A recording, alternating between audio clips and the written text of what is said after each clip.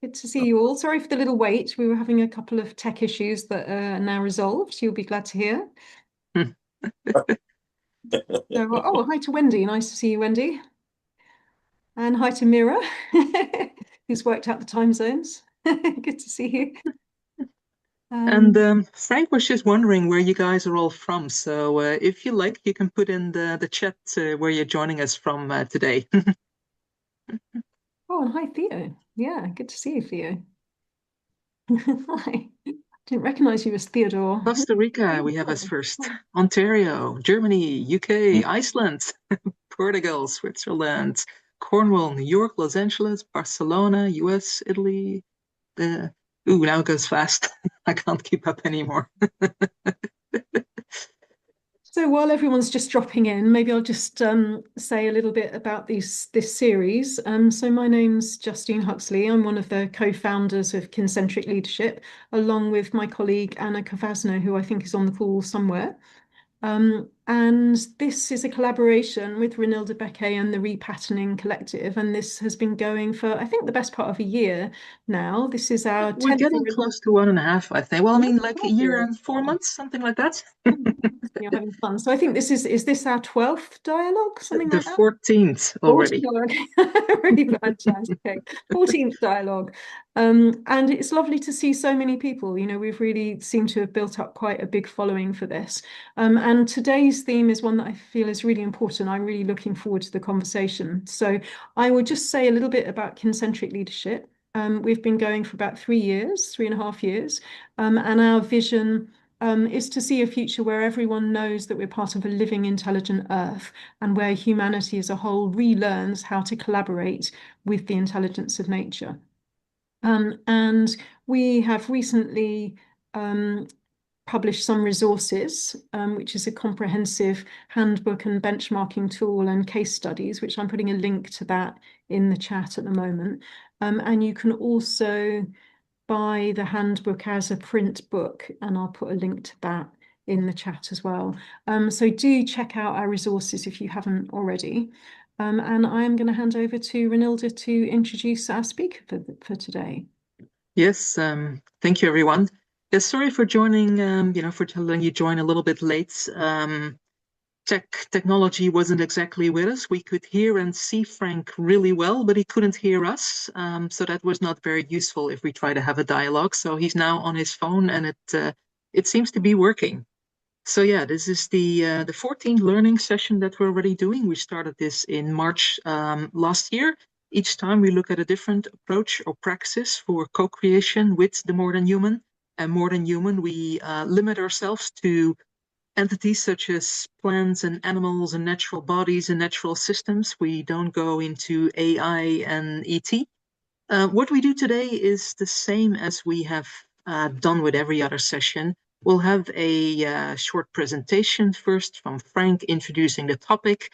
Thereafter, Frank and I are going to go into dialogue about tribal rights of nature. And towards the end, we're also going to look at your questions and a few practical things. If you have questions, you can put them in the chat at any point, so you don't forget about them. Also, if you have reflection, a story, further context, feel free to put them in the chat. But with the questions, we usually get to them sort of the last 20, 15, 20 minutes. Then I really start looking at what questions you have put in the chat, in addition to the ones that I have. Of course, keep yourself muted. I think that is quite logical as well. That's about it for the house rules. Now, let me introduce the session a little bit. So we got Frank Bibeau, who is, as he called himself, a free-range tribal attorney. And he's working very extensively with Chippewa treaty rights, civil rights, sovereignty. I always get confused. Frank can probably explain this when you have Chippewa, Ojibwa, and Anishinaabe. And I always say the latter one, but I let Frank explain the difference between them. Frank also serves as executive director of the 1855 Treaty Attorney, which is an intertribal organization that has been formed by several Anishinaabe bands in Minnesota to protect, regulate, and exercise hunting, fishing, and gathering rights guaranteed under, of course, the 1855 Treaty.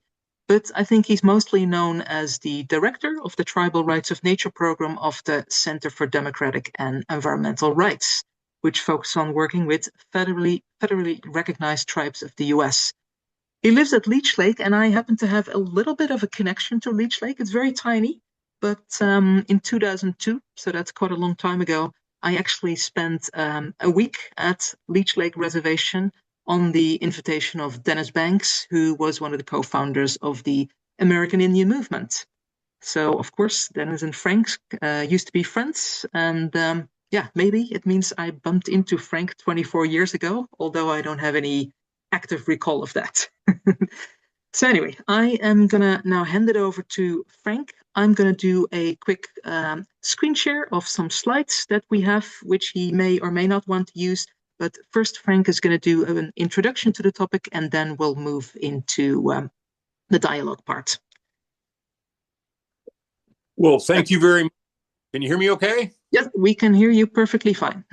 All right, we got those bugs worked out. Well, thank you for all that introduction there. My name is Frank Bibeau, as Rinaldi was sharing with you, and I live on, or I've mostly lived on Leech Lake Reservation most all my life. And as a result, and of going to law school, I've spent most of my time as a tribal attorney working for the tribe and also working in tribal court. And so I've been doing work in a place that most people never get to. A lot of attorneys don't go to work for the tribes, and a lot of attorneys don't work in tribal courts. And so that kind of experience isn't always sought out. And so what I've done basically, in short way to say it, is I've figured out how to use tribal law in tribal court against non-Indians off reservation who are affecting the political integrity, the economic security, and the various health, safety, and welfare of the tribal members. And so that's where that starts. So with Rights of Mahnomen, that's what was created as a law with Cedar, with Thomas Lindsay and with Mari Magrill.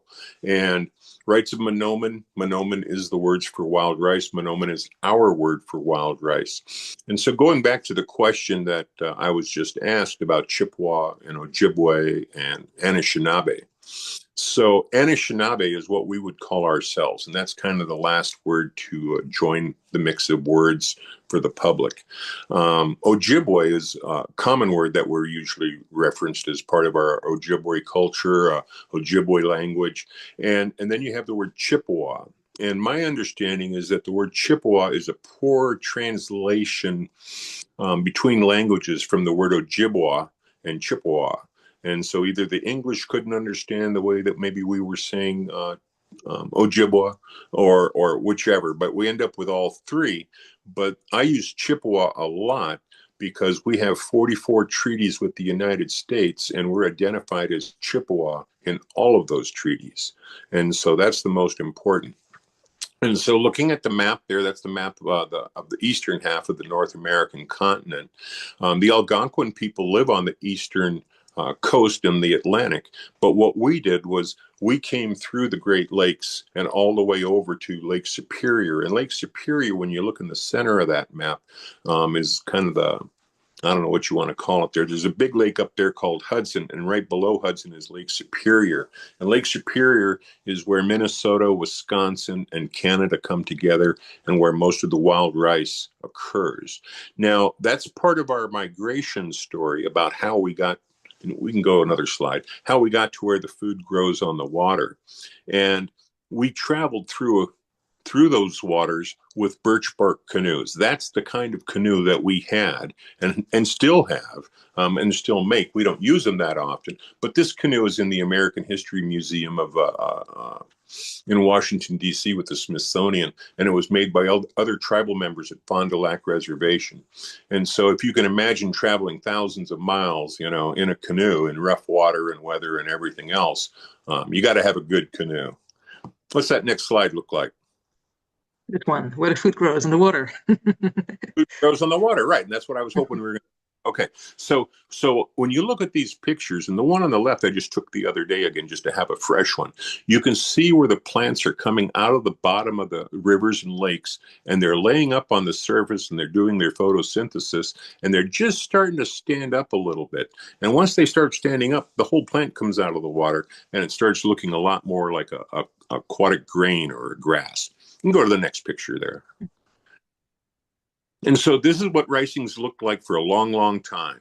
Two people in a canoe, a person usually standing in back with a pole pushing that person, and then the person up front sitting down there with two sticks. They call them knockers or flailing sticks. And you kind of lay the grass over a little bit and then tap it with the other stick. And when you do that, the ripe kernels fall off. And the ones that aren't ripe usually stay attached long enough. So maybe you could come back in a few days and you could hit it again and more ripe kernels would fall. Next picture. So that's a picture of my father and I. We're doing the same exact thing out on Mud Lake 30 years ago. And you can go to the next picture. Sorry. Here it comes. Okay. And so this is a landing where I buy a lot of wild rice. I still pick a little bit, but I go to where most of the tribal members are picking rice. And I like to buy rice at the landing from all those pickers on the same day, get the same rice from the same lake, and it's all about the same ripeness. And so you get a good consistency when you're processing that wild rice. And that's, again, that's a white oak. That's one of my favorite landings. What's the next one? This one. Yeah. So here you see that same woman who was in the canoe, and she's processing wild rice. Now, we used to lay it out on mats before we had metal, but once we started trading, we got metal, and we started learning how to use metal and fire to process wild rice. Next slide. So again, you can see this is probably 60 years later, and Frank's still using a kettle and showing other kids how to use the kettle for processing wild rice. This is the Boys and Girls Club here where I live in Minnesota. And in the background of that picture on the right, you can see kind of a reddish building. That's where we have our more automated mechanical equipment to do the processing, because we don't process and parch by hand anymore. It takes too long. And so a lot of it's mechanical, but we like to make it still come out the same way that we've always had it. Next picture. Okay. Trespassing. There we go. This is one of my favorite signs. It's about 65, 70 years old, and it was up on Red Lake Reservation.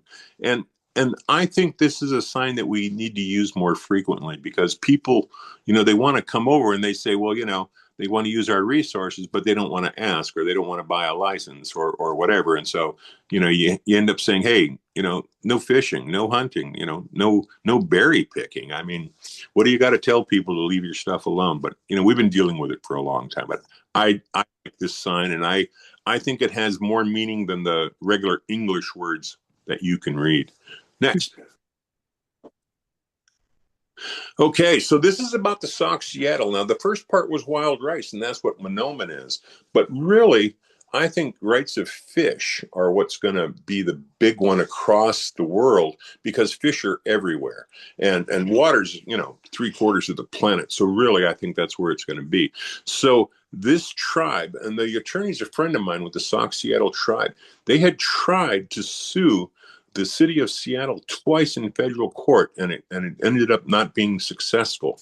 And after we did our rights of Monoman litigation against the Minnesota Department of Natural Resources, Jack filed in tribal court at the Sauk Seattle tribe for the rights of nature and for the rights of the salmon. And you can go to the next one. Those words look small on my phone there. So anyway, Seattle, that's okay. We'll make it work. Seattle spent years misleading the public about whether the salmon could even exist anymore on the river, and they had those dams in there since 1913. So they had already gone 100 years of depriving these tribes of their salmon that they agreed to move to the location where the fish already came to. And then, of course, they were turned off by the dams. So when they were sued in tribal court, in the Sauk Seattle tribal court, the salmon within the declarations from the court that were asked were that the tribe is protected and possesses inherent rights with the salmon to exist and flourish and regenerate and evolve. And so the tribe was standing up for the for the salmon, and the salmon were also standing up for themselves. Next slide. Let's see. Oh, oops. Yeah, here it comes. Water. There's one right before that. Is there? Oh yeah, here. Yep. So the other two things that they asked for from the court was to recognize that tribal members possess the right and responsibility to protect the salmon. And that's important. Okay. And then the last one is that the city of Seattle intentionally interfered and imperiled the tribe and the salmon in their territory on the reservation. And that's an important finding also, because once our rights are affected within the boundaries of our reservation, if we're talking about food, if we're talking about economic security, then that's when we can start using our laws against them. And so that's essentially the simple complaint that was made on behalf of the salmon. Next slide. Now the water. Water knows no boundaries.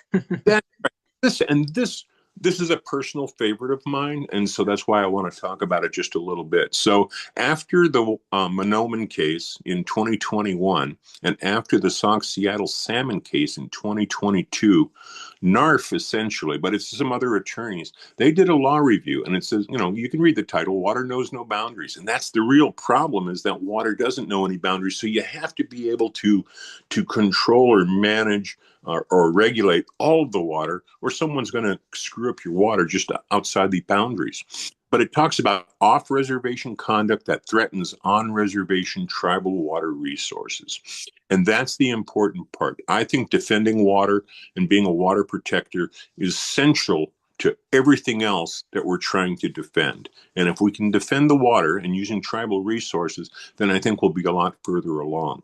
The Rappahannock River is the next project that I'm working on, and so I just threw that on the bottom for that purpose. Next, please. And we're going to run through. This is the article that I sent you, which is really good. Right.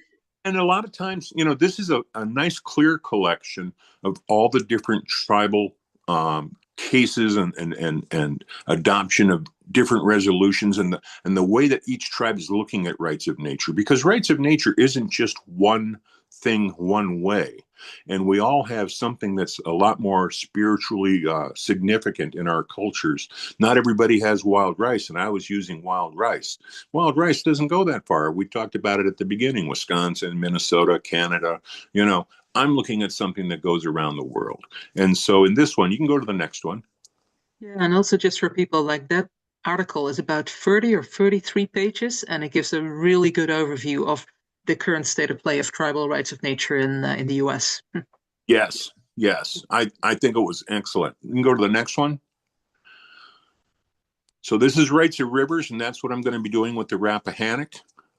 So it's a little bit different, but everybody has a river. Everybody has something of water that they want to try to protect. And so you can see where these different tribes are trying to protect their waters. What's the next slide? Species. Okay, right. Specific species. And that's where white earth was named in there. And that's what we did for the monoman, for the wild rice. Now, there's only been 2 enforcement cases, and I kind of just separated them out just a little bit, because adopting rights of nature and adopting resolutions are the first steps, but you need to go to the next step of adopting codes that are enforceable in tribal court. And that's what we did with the monoman and with the salmon. And so this is kind of the pathway of how people get to that place. So thank you for sharing those with me. What's the next slide? Let me see. Oh yeah, that's back to Skagit. Yeah, I like this picture. So about 2 months ago, I got an email, and it says that Seattle signs an agreement for $4 billion to settle out with the Sauk Seattle and the salmon for those 3 dams on the Skagit River. $4 billion. That is an impressive amount of money to make corrections that maybe could have been avoided for the last 100 years. And that's the real issue: is do you have to fight these people, go to court 3 times, and continue to sue them until you can actually get the correct justice that you've been looking for? Obviously, there was a lot of justice due for those salmon, $4 billion. Next slide, please. Yeah, one more. Fish. Yep. So So rights of water, rights of fish. And this is where I kind of started some of my presentation with the Rappahannock tribe. I was up with Mashpee up in Massachusetts, and there was a woman there from southern Canada, just north of Washington. And what I learned at this conference was that we all have almost the same kind of fish in common. They're almost all herring, and herring are very high in oils. Your what do you call those? We love herring here in the Netherlands. Yeah, those fish are everywhere. They have Atlantic herring, they have Pacific herring, but where I live, I didn't know until I started doing more research what we call the whitefish, what we call the tulipi, what we call the Cisco. They're all in the herring family, and they're all omega-3 oil, and they're like the fish, like the salmon. They're also a high omega-3. Those are medicines. Those are the best fish, I think, that are out there, and that's why all the cultures focus on herring. Right? I think everybody has some herring going on, and that's what I liked about this cape, that it was showing the herring, and you can just see the life in the cape and the way they were beaded on there. So, next picture, please. Yeah. Okay. So in Virginia, where I'm working with the Rappahannock, because they were a first contact tribe, and that may not be a thing that's talked about maybe in these kinds of things all the time, but in 1677, that's about 70 years after the English came over to North America and started settling North America. And there wasn't the United States at that time, but this was a Virginia colony. And Virginia at that time, the Virginia colony was part of England. And so they did make a treaty with England. It's not with the United States, but the significance for tribal members and the tribe, the Rappahannock tribe, is that in that treaty, even if it has no other power, it says that the Indians have and enjoy their wanted conveniences of oystering, fishing, and gathering. And they're gathering different kinds of plants, wild oats, which is really wild rice, which was explained to me, and that makes it special for me. And so what this says is they weren't giving this up. This is exactly what they were saying are their express reserved rights, and that we still want to have these particular things as our primary foods. So even if it wasn't with the United States or anything else, this is still a declaration of what their primary food sources are, and they are expressly reserving them for themselves and not giving them up to the English. And so that's part of what our argument will be about. The good thing about this is oysters live on the bottom. We're looking at some fish. We've got the herring, the blueback herring fish, and the sturgeon, and the wild rice. These are all dependent on high quality water. And so it requires protection. And it requires protection by the tribe for themselves, for their people, for their resources in perpetuity. Next slide, please. And I'm also looking at the time. I think we should slowly start moving into dialogue. Yes, we can. And we could stop at any point. So this picture, and it's a colorized picture, it was originally on animal skin and black ink. And so someone took the time to colorize it. I believe this picture was painted in 1590 in the state of Virginia. And so when you look, you can see that those tribal members are catching every kind of fish that exists in that aquatic system, in that ecosystem. And they knew it when they arrived, and they painted this picture of what the Indians were doing. And so this is another way of kind of reserving our rights by saying this is what we used to do. So, oh man, I'll tell you, is everybody calling me here? They're all trying to call you while you're doing a presentation. Well, actually, it was a fan from the Rappahannock tribe calling me. So maybe he's noticing you're talking about tribal rights of nature. Shall we do a little bit of dialogue? I have some questions about all of this. Well, we can. And that's mostly where I don't think there's a lot of slides left, and we don't have to talk about them anymore. But that's really getting to where the rights of fish are. So let's go ahead. And what do you want to talk about now? Okay. The first thing is probably, when we talk about rights of nature, it's quite, it's become quite a movement. But what tribal and First Nations are doing, there's some structural differences between, let's say, normal rights of nature and tribal rights of nature. It's very often about recognizing and codifying something that already existed. So, if you were to describe that difference to somebody who thinks, rights of nature, it's all the same thing, what is the key difference and what difference does it make in practice? Well, it comes down to the word that you hear sometimes called jurisdiction. And jurisdiction is the right to decide. And so, if you're in Ecuador, well, then you have to put it into your constitution so that the court has the right to decide, because they didn't have that in the Supreme Court before. Unfortunately, here in the United States, if you're dealing with a state, or you're dealing even with the United States at times, they want to have supreme control over all the rights and resources. And so even when you try to make a rights of nature law to protect even a river or something in a small town, eventually the state will say, we have the supreme law and you can't exercise this right under the constitution of this state. When you get to tribes, they thought we were going to disappear a few times probably along the way. And so when they recorded our treaty rights, the rights to hunt, fish, and gather in perpetuity to feed ourselves, that seems kind of simple and basic, but they weren't going to bring a grocery store, and they weren't going to feed us, and they weren't going to, teach us agrarian techniques right away. And so the rights to hunt, fish, and gather in perpetuity give us the right to defend nature in perpetuity, to defend water in perpetuity, to make sure those resources are there available for us and our future tribal members. And we're using a line of jurisdiction that's outside the state. And technically, it's outside of the federal government for a while. Now, ultimately, in this kind of litigation, being a tribe, we can do what we're doing if we find that we have jurisdiction. If the other party, the city of Seattle, wants to challenge jurisdiction, they can go through the appellate process with the tribe, and eventually they could go to federal court. But federal court mostly looks at due process. Were you told about the issue that you're being challenged with? And that's doing something to the water, maybe doing something to the fish. Did you have notice of the hearing when it was occurring? Could you provide evidence? Could you have witnesses? Those are what they look at. And at the end, the question is, so you just didn't like the outcome? Because we don't like the outcome all the time. That's why we're going to court, and that's why we started using our court. And so in reality, we're on a line of separated law from the state, and the state doesn't have authority over us. And so the state can't exactly stop us. And the state isn't used to that. The state thinks they're the boss of everything. When we sued, and this is the difference between the tribes and the non-Indians and maybe all the other parts in the world. When we sued and the state of Minnesota went to federal court, and basically they said, Judge, we want you to tell those Indians they can't use their law in tribal court against us because we're sovereign.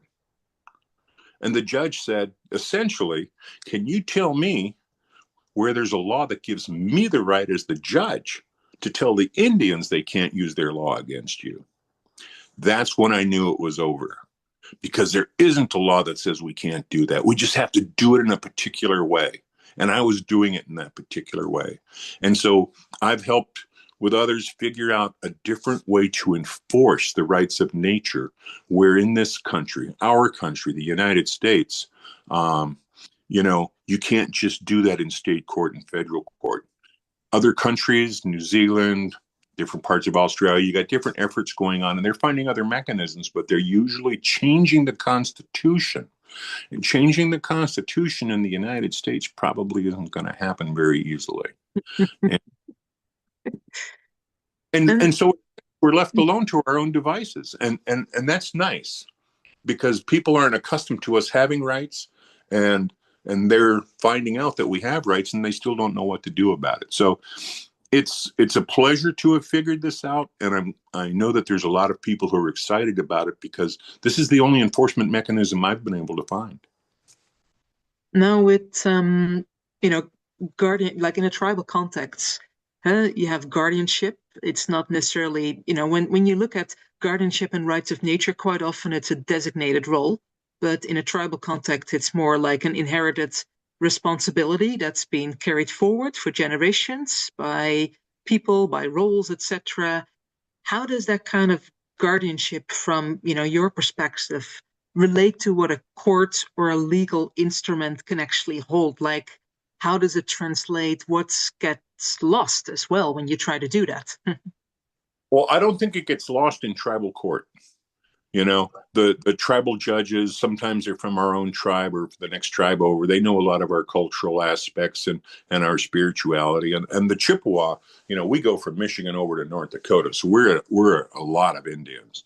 So it works in tribal court. And that's the part that's hardest for us, because when you go to state court, and that's usually who you're kind of up against, who's permitting, you know, different activities, they're not interested in hearing your cultural stories. They're not interested in your history. They're not interested in how they're affecting your spirituality, because they don't care.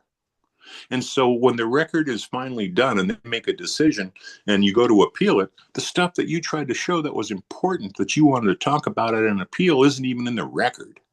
When we're in control of the court, we make the record have everything in it that we want. And if we have to, we can slow it down or speed it up, depending upon what needs to be done. And so we're going to have a record about why all this is important to us. And that's going to be a lot harder to say, well, you can't just discount that. And that's going to go into the decision making. And that's what's going to be the difference, is that our values, our spirituality, our culture is going to make that difference. Now, part of what I think you were asking, and I'm not sure, but at the very beginning of who we are in the creation stories, we were the last people to come to Earth. And we petitioned the Creator to see if we could come and live at Earth. And the Creator said, well, you know, I have to check with all of creation, because you guys are going to be living off of these people here. You're going to be hunting, you're going to be fishing, you're going to be gathering, you're going to be eating, you know. So the Creator went and talked to creation, and creation said it was okay for us to come and live here. But in exchange, and that's where our responsibility comes in, we remember them in our ceremonies. We remember them when we're thankful. We remember them when we're struggling. We remember them as our family members. And so when they're your family members and you don't own them, then you have an obligation to protect them, because we have a symbiotic relationship so that we can both live in perpetuity. Yeah, it's you know, you probably, if we would use modern terms, you could say there's sort of like a covenant between the wild rice, between the fish, and the people, like a living agreement between people and other relations that is being carried across these generations and being remembered and honored. Right? Now, Right. when you know, there's this practical tension, of course. You talked about tribal courts, you talked about state courts. I think most likely you run into a lot of the legal architecture that has also constrained tribal sovereignty for several hundreds of years. So a tribal court can make a ruling, state regulator doesn't have to follow it. How do you work within that gap? Is this something that law can eventually solve, or does it require a very different type of strategy? Because the wild rice case, the fish, the salmon case, they, you know, the wild rice case was struck down. The salmon case eventually was solved through different instruments. Can you talk a little bit about that? What are you trying to, yeah, how are you trying to Sure. navigate that? And you know, the wild rice case, it was struck down by the Tribal Court of Appeals. But in the NARF article that says water knows no boundaries, they went through and did all the analysis. On the very last footnote, on the very last page of that article, they explained that the White Earth Tribal Court of Appeals misinterpreted 3 cases that caused them to rule against us. And they have pointed out the right path of making these decisions in Indian country. And they also talk about that with the salmon. So we already know what the right legal path is. And it's been shown by these other attorneys. And if I hadn't been the person who had been unfortunate enough to have the court rule against me, I might not have gone forward. You know, someone else might have quit and thought, well, this doesn't work. But I believe that it would work. And you know, I've stuck with it, and I've stuck with it in other places. And so I think it's that kinship, the covenants, that makes me go forward instead of giving up. In other places, you know, you have to find another hook, you know, if you're in Ecuador or some other place, to try to affect how you're going to make those things work. I I don't know if I'm getting quite to the answer for the question that you're asking me there, Rinaldi. Yeah, I mean, as I said, I'm trying to understand, like, rights of nature, of course, it's a bit of a container that's fits within Western frameworks and that you're now purposing or repurposing. And then of course, you wonder, like, how does that help, or does it distort as much as it helps in Yeah. what we are trying to do? Well, I think it does both. And, you know, I went to law school when I was older. I was 38. So I had already been living a long time and I already had a lot of legal questions in my mind about Indian country and why our laws weren't respected and what we had to do to have our laws and rights respected. So going back to part of what you were talking about now, I remember that part now is, kind of like how are you sure that these other people are even going to come to court? How do you know that the state of Minnesota is going to come to your tribal court, or the city of Seattle, or Enbridge, who's putting line 3 through, our territory, And so in the present day, I think our rights are a lot more respected. While the state wasn't expecting to be sued, the state of Minnesota, and they thought they were sovereign, and they thought federal court would protect them, they were not correct. That is colonial thinking. That's the kind of dominance in law, Old English law, that also stops me from imagining what else you can do. And so it's not just thinking outside the box, it's thinking out of the colonial box. And that's trickier because I've been colonized. I've got a bachelor's in political science. I've got a Juris Doctorate degree in American law. That's what I know. That's what I've learned. It helps me to know what's doing it to me and what that adversary is, my legal adversary is. And it's important because otherwise I couldn't have created the remedy that I have in tribal court.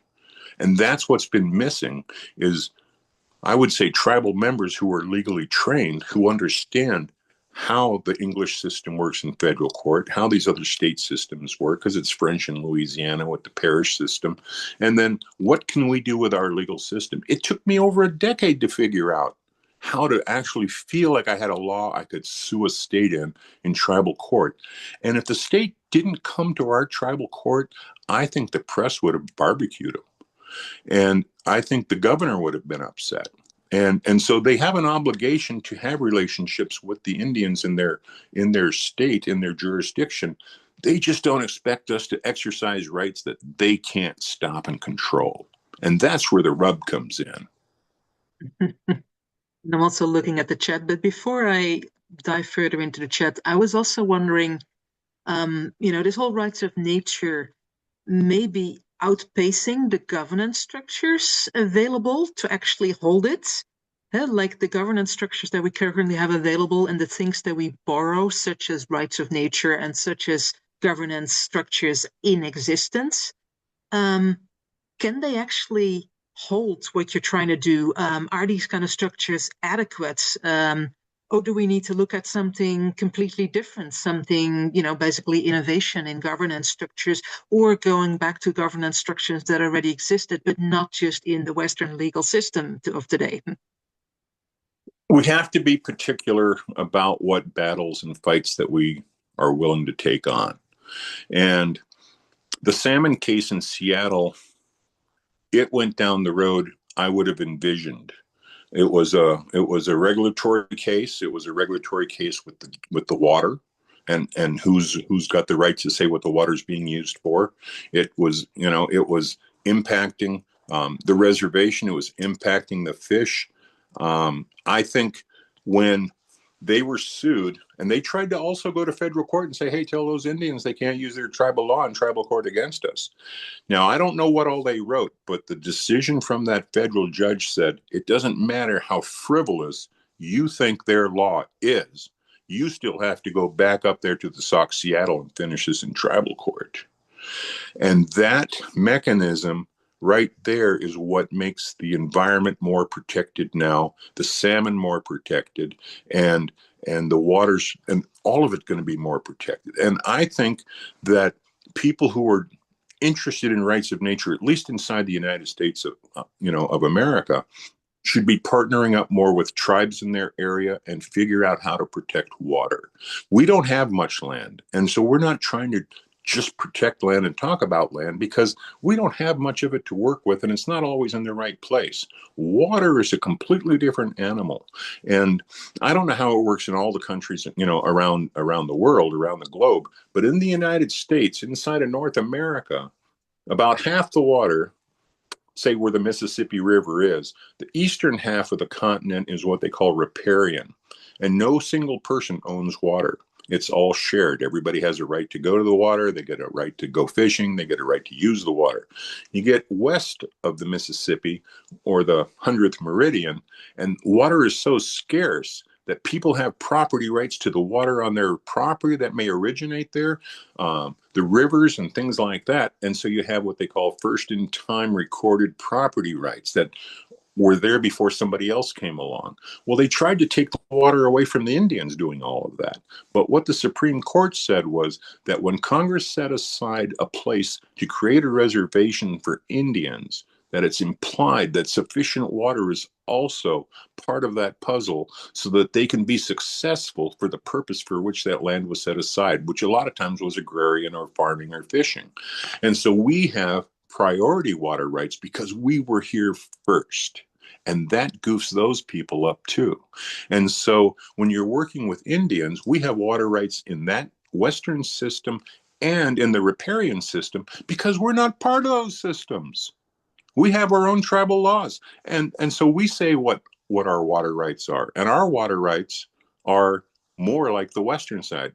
We're here first. We want those oysters to be able to live in good water. We want the fish to have good, clean water, to migrate from the ocean all the way up to the freshwater parts of the stream and to spawn. We want the wildlife to be successful. It's a different paradigm. It's a different way of using treaty rights, the rights which are property rights that are protected under due process under the U.S. Constitution, so that they have to address the kinds of complaints and arguments that we're making. And this it's the stuff you learn in law school that helps you understand what magic words you got to have written down and said out loud. I'm also looking at the chat, and Galia, for example, is talking about zoops. That's something that we have here in the Netherlands. They're touted as innovation. It's sort of like a little bit like nature on the board, where you have rights of nature appointed members on the board of a director. And she said, in my experience, this often distorts the covenants. It still gives a license to continue with capitalistic models of growth, industrial models of growth. We also see with rights of nature initiatives, there's quite a few where legal recognition and ongoing harm coexist, even under the same guardian. How do you see that playing out in this tribal context? Is this also something that shows up in the work that you're doing? Well, in a sense, yes. I mean, you've got the U.S. Fish and Wildlife Service. Are they out there protecting the fish and wildlife, or are they out there selling permits or hunting licenses or something else? The DNR, are they planting trees or cutting them down? It's all of those agencies. They think that they're the decider. It's their jurisdiction. They have the right to decide what happens with every single kind of a property, whether it's a mineral, whether it's a plant, whether it's an animal. They think they have dominion over everything and they get to decide everything. And that's the fallacy where they start at. And so that's why we're kind of puzzling to them, because we're not trying to control everybody's rights and make everybody pay for stuff that they've taken from us and everything else. We're just trying to protect things so that we can all live on forever. Are you also, I'm looking at someone else in chat. Leslie was saying earlier, can you make any remarks on how the work in the US on tribal rights can be adopted in Canada? Because we have quite a few people from Canada on the call today as well. Well, and that's why, I'm a tribal, but the United States, Canada, it wasn't colonized the same way. It was some English and some French, both of which still exist. They didn't make treaties the way they did in the United States with the Canadian Indians, and they took a lot from them. And it's only been recently that there's been some recognition of those same kind of rights that we have that should naturally exist for those tribes up in Canada. But without those words written someplace as a meaningful law, it doesn't give them the same kind of power that we have. And so as a federally recognized tribe operating on the reservation, making our own tribal laws, we can basically make a law. How does that go? Any custom or ordinance heretofore or hereafter adopted by the tribe within the rights and the power of the jurisdiction should be used for deciding the outcome of that matter. And so when Jack sued the city of Seattle with the salmon, they were using customary law. They didn't even have it written down. They were using custom. And custom is enough for us. When you know that, you can navigate a lot easier, a lot more differently. And you can protect what you're doing by recognizing the cultural and spiritual significance in your own law that you've created, so that it's more protected. Like the First Amendment, if it's connected to your spirituality and your religious practices, that's kind of a tough thing to go against. And that's what they're going against with us. I'm gonna combine three questions in the chat, which are all pointing in the same direction.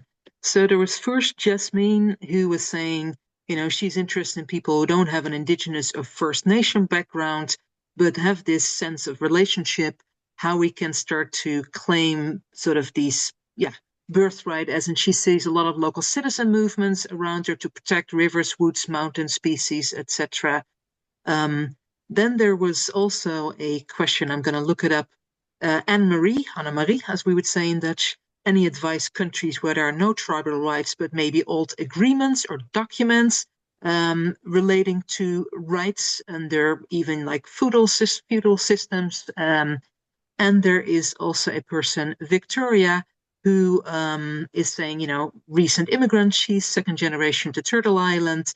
How can they join these efforts? So these are all people saying, I don't have an Indigenous background, but I do want to know how I can sort of help reclaim this, support this from my point, and where can I start to look?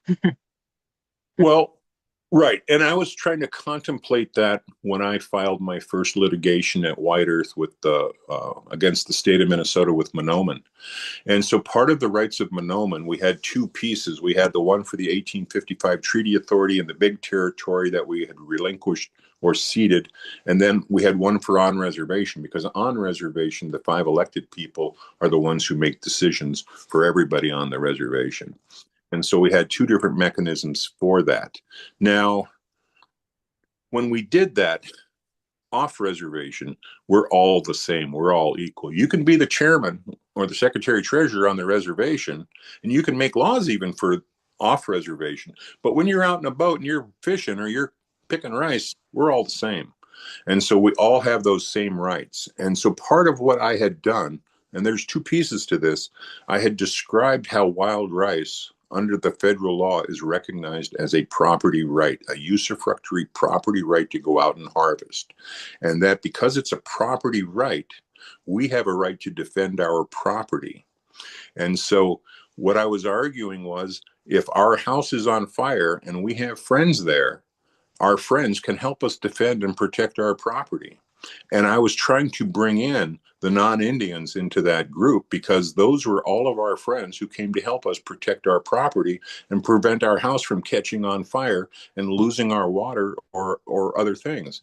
And so that is part of what I was looking at doing when I filed the litigation against the state of Minnesota in tribal court. Mahnomen, Wild Rice, was the first named plaintiff. The next 5 were the tribal elected leaders. The next dozen or so people were tribal members who had already been charged in state court for trespass or for assembly and getting together and singing and praying. I mean, my God. And so those cases were supposed to be transferred to tribal court, because you can't use state law to criminalize civil rights that we have from our rights of the Constitution and the United States of America.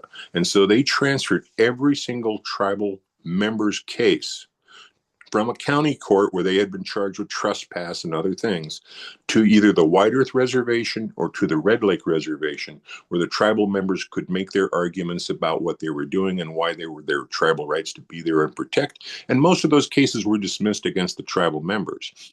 I was trying to make it so that those same people that were helping us protect those properties and resources could also come to White Earth and be protected by including some non-Indians suing the Minnesota Department of Natural Resources as well, when the rest of the Indians were, by having their names on there. Now, they may not have been able to get relief if that had been addressed by the court, but that gave the court an opportunity to speak about the role of non-Indians who were out there helping us protect our property.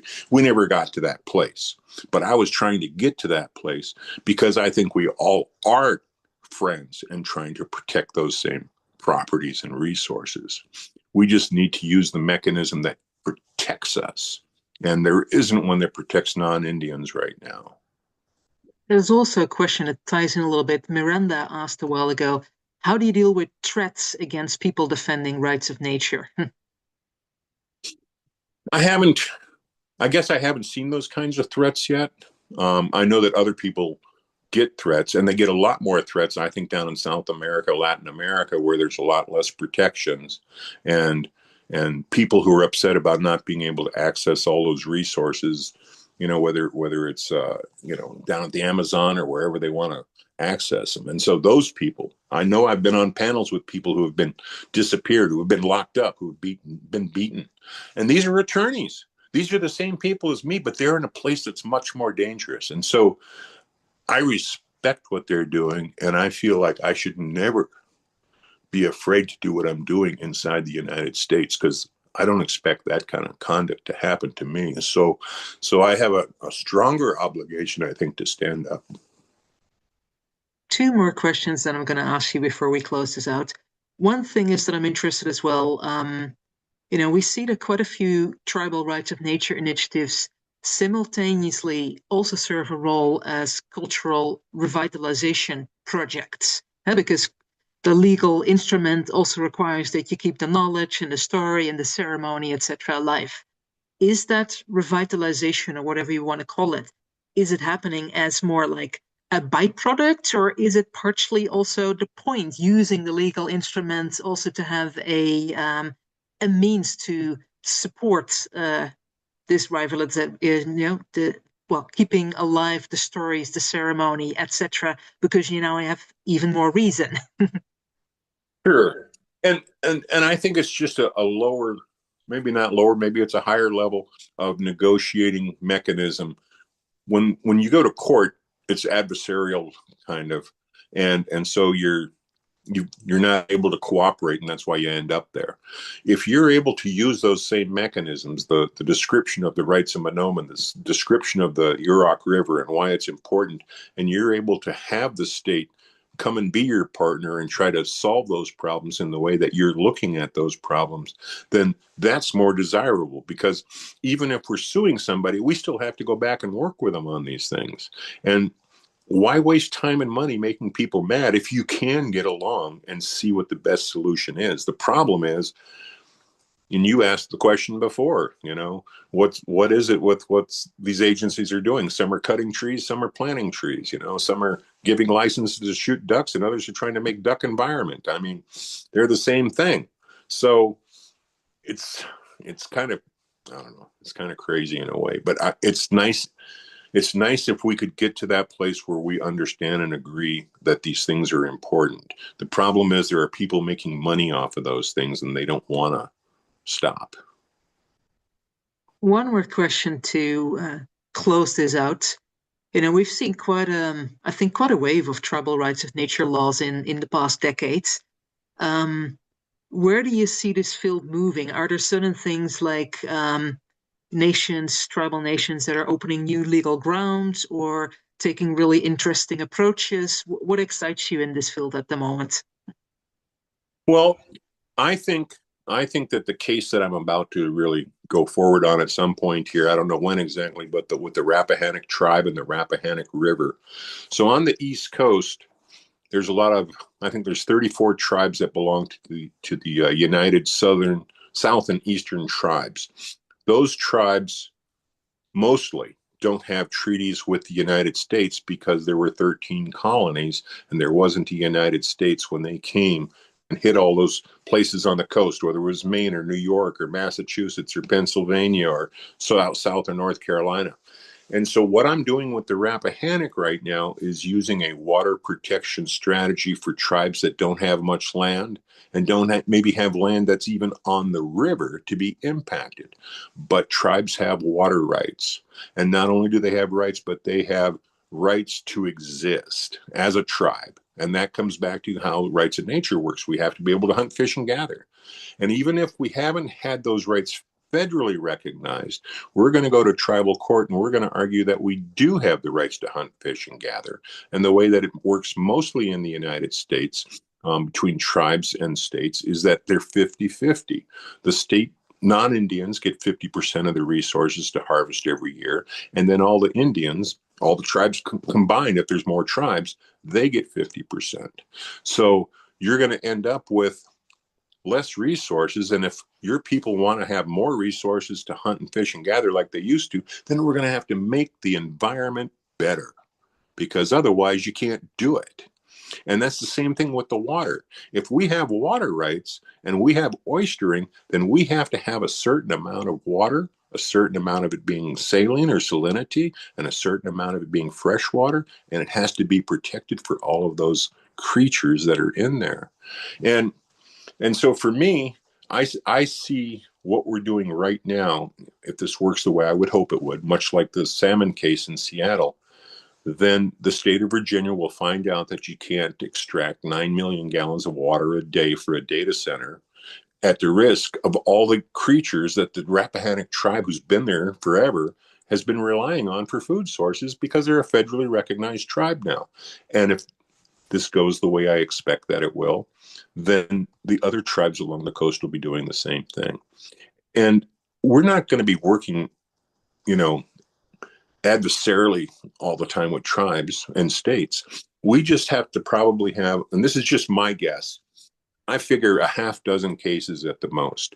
And when all 50 states realize that you can't control the federally recognized tribes exercising their rights in tribal court, then they're not going to come up with these harebrained projects that they think that they can just shove down our throat. And if they realize that they have to get our consent, they're going to start asking for smarter things instead of demanding what they think they got a right to. That's where I'm trying to get to, is balance, where our rights and everybody else's rights are looked at fairly and equally, and we go forward together. Thank you so much, Frank. Is there any way people can support your work? For example, somebody just said, are there any petitions to support your cause? Somebody said, I grew up along this river. My family still lives there. How can we best be allies? Right. I think this is a central fight for everybody. And right now, they've only been a federally recognized tribe for about 8 years. And so they don't have a lot of money. They don't have a lot of resources. When you're on a state on the East Coast, most all of that land has been taken for a long time ago. And to try to get it back from those people who think they've been living here for 5 or 6 generations, they think that they've got some natural inherent right to that piece of land that we were there for thousands of years. Yeah, but it isn't measured the same way. So, what we need right now is money to fund the court to go forward. The Rappahannock, they've been doing a nice job on recovering resources, and I like what they're doing. But having the tribal court operate is an extra burden for them, and having judges is an extra burden for them. It might be a couple $100,000 before we get down the road just to set up a court to maybe have to go after a state. So finances are part of what, I would say the Rappahannock tribe needs.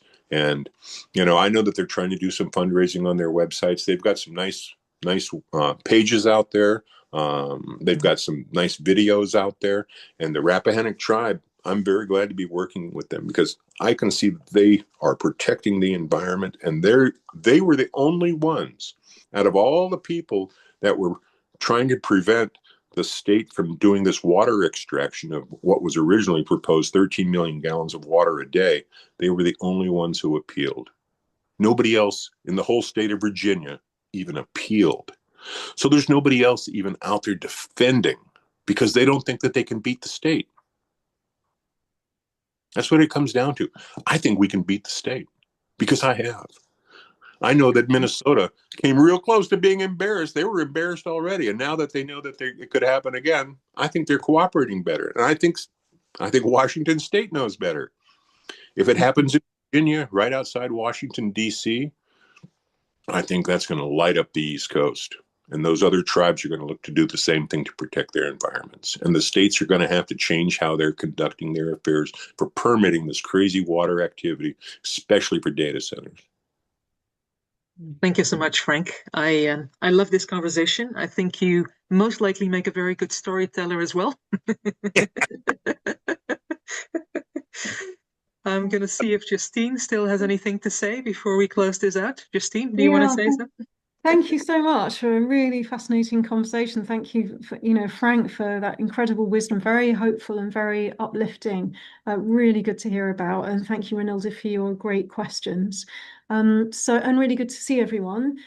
Just to chuck in a few things into the chat about kin-centric leadership. If you're in the UK, we have a course coming up at Schumacher in the autumn. And if you're in London, we have some seasonal gatherings with the summer solstice gathering happening very soon. And there's more on our website, so do check it out. And we will be in touch again with the next of these upcoming dialogues very soon. So thank you again to Frank and Renilda, and see you again soon. Thank you, everyone. And there's also a question, can you share links to Frank's organization? So what we're going to do, everyone is going to get, everyone who signed up, whether they were present or not today, is going to get the recording, but I'm also going to create a written synthesis. So that has all the major insights from this conversation today. It's going to have all the links, anything Frank wants to add in terms of how can you reach out, support, find out more, etc. All of that is going to be in there, and it's going to arrive in your mailbox. Not tomorrow. Give us a little bit of time, but it's going to come. Right, yeah, right. Thank you so much, everyone. And I'll put some other links there for you soon. Perfect. And I'll make sure that they all end up in the synthesis. Thank you very much. Thanks so much, everyone. I'm going to save the chat as well. Thank you from Colombia.